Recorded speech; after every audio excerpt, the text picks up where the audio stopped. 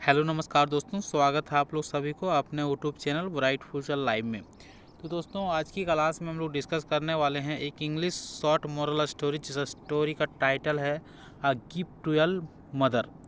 इसका मतलब होता है एक उपहार माँ के लिए। तो माँ की उपहार। तो चलिए इस टाइटल के अर्थ हम लोग समझते हैं इस स्टोरी के माध्यम से, और इस स्टोरी के माध्यम से हम लोग करेक्ट प्रोनाउंसिएशन, ग्रामर पार्ट को हम लोग डिटेल में कवर करने वाले हैं। इस स्टोरी के माध्यम से आप लोग नए नए वर्ड भी सीख सकते हैं। तो जिस वर्ड आपको नया लगेगा उस वर्ड को आप प्लीज़ नोट डाउन कर लीजिएगा।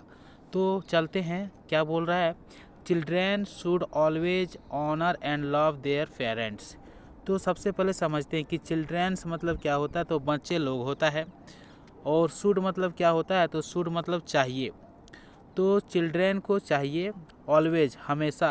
ऑनर मतलब क्या होता है। तो ऑनर मतलब होता है सम्मान करना। एंड लव मतलब क्या होता है, प्यार करना। देयर मतलब होता है अपने। तो दे का जो ऑब्जेक्ट बनता है वो क्या बनता है, दे का सब्जेक्ट जो बनता है उसका अर्थ जो होता है वे लोग। और यदि ऑब्जेक्ट के रूप में करते हैं तो हो जाएगा इसका देम। और देयर मतलब क्या होता है, इनका अधिकार दिखाने के लिए होता है। तो इसका अर्थ हो गया कि चिल्ड्रेन को हमेशा सम्मान और प्यार करना चाहिए अपने माता पिता का। इस स्टोरी का जो टाइटल जो बन के आया वो ये बन के आया। अब हम लोग आगे देखते हैं। ये इस चैप्टर का नाम क्या है, अ गिफ्ट टू या मदर, यानी कि मदर के लिए वो गिफ्ट जो कर रहा है वो बता रहा है। तो अब हम लोग देखते हैं, पूरा डिटेल में समझते हैं क्या बोल रहा है। Our parents love us. तो आवर मतलब होता है हमारा, हमारा पेरेंट्स मतलब होता है माता पिता, और लव मतलब होता है प्यार करता हूँ। तो हम लोग जानते हैं कि सेकेंड फॉर्म जो होता है वो पास्ट इंडेफिनिट के लिए होता है, लेकिन यहाँ पे क्या है, फर्स्ट फॉर्म। तो फर्स्ट फॉर्म जो है से वो हमेशा प्रेजेंट इंडेफिनिट टेंस को शो करता है। तो प्रेजेंट इंडेफिनिट टेंस को शो करता है। तो हम लोग यहाँ पे क्या बोलेंगे कि हमारा पेरेंट्स जो है से लव यस। वी का ऑब्जेक्ट क्या होता है, तो वी का सब्जेक्ट मतलब हम लोग, और यदि ऑब्जेक्ट के रूप में करते हैं तो क्या आता है, अस आता है। तो पेरेंट्स हम लोग को प्यार करते हैं। एज जैसे कि, दे लव अस जैसे कि वो लोग हमसे प्यार करते हैं। They do a lot of for us, वे लोग बहुत करते हैं, मतलब बहुत प्यार करते हैं, हम लोगों को बहुत प्यार करते हैं। जैसे कुछ भी होता है ना कि दे डू, वो बहुत सारा करते हैं हम लोगों के लिए। We also love our parents. तो हम लोग को भी हम लोग यानी भी, आल्सो मतलब क्या होता है, भी होता है।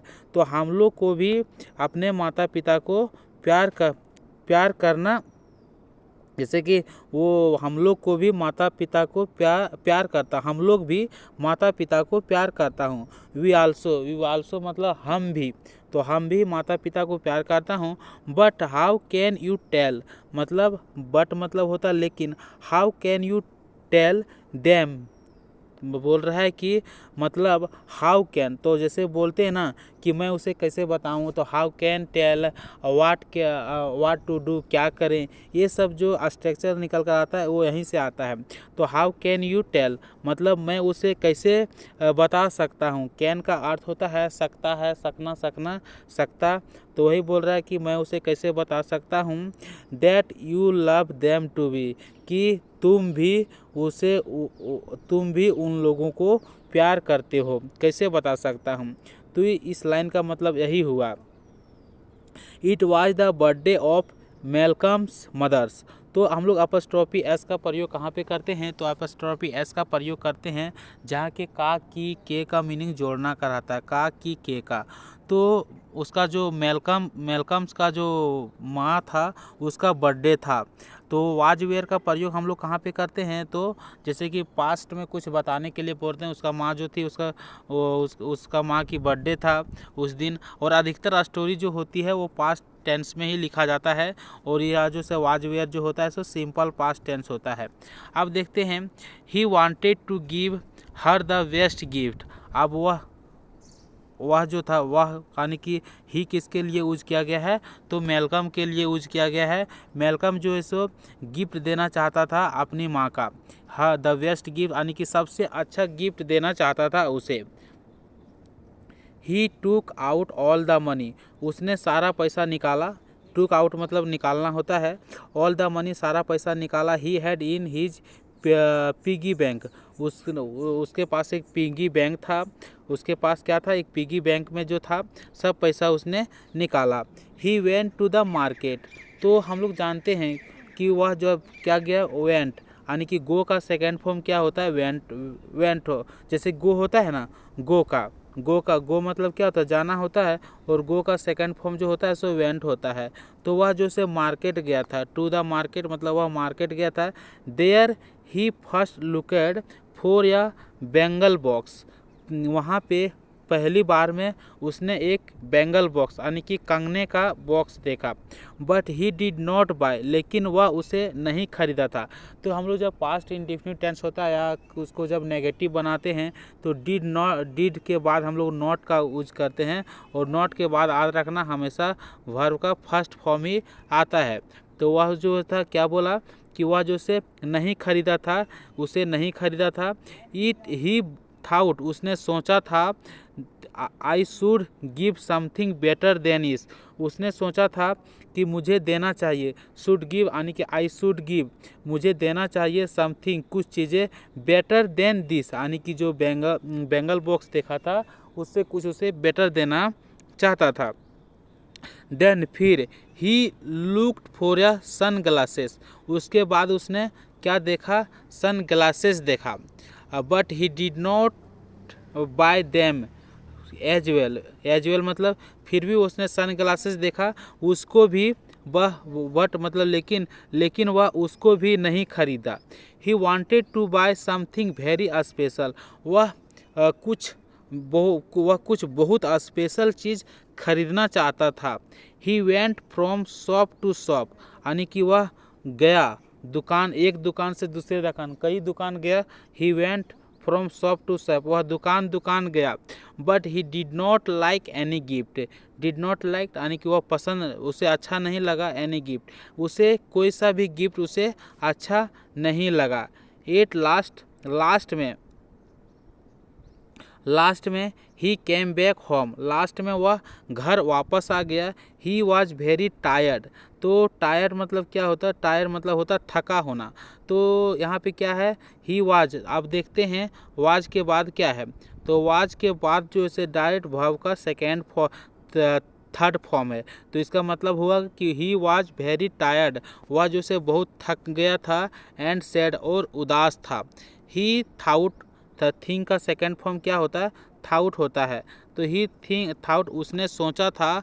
How shall I tell my mother, how shall I tell कि मैं अपनी माँ को कैसे बताऊँगा, दैट कि I love her very much, कि मैं उससे बहुत प्यार करता हूँ। ही हैड एन आइडिया, उसके पास एक आइडिया आया था। ही सेट डाउन, वह जो से सेट डाउन यानी कि सिट डाउन मतलब क्या होता है, बैठना, तो सेट डाउन मतलब वह बैठ गया था।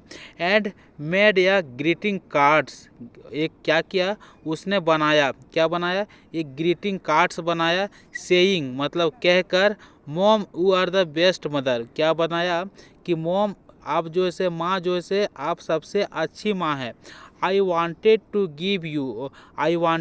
Give you the best gift in the world, वो बोलता है कि मैंने चाहता था एक सबसे अच्छी गिफ्ट यानी कि दुनिया में से सबसे अच्छी गिफ्ट खरीदने के लिए चाहता था। But I could not buy anything, लेकिन मैं कुछ नहीं खरीद पाया। Because all the gift were not so good, क्योंकि सारे गिफ्ट जो से थे उतना अच्छा नहीं था जैसा कि तुम हो, जैसा कि आप हो, उतना अच्छा गिफ्ट मुझे दुनिया में नहीं मिला, मैं नहीं पा सका। Mother saw the card, mother जो से सी मतलब क्या होता है, तो सी मतलब होता है देखना, तो मदर जो है उसका कार्ड को देखा। सी सेड, उसने कही, दैट कि it was the best gift, बोला कि यह सबसे अच्छा गिफ्ट है। सी हैड रिसीव्ड, उसने प्राप्त किया।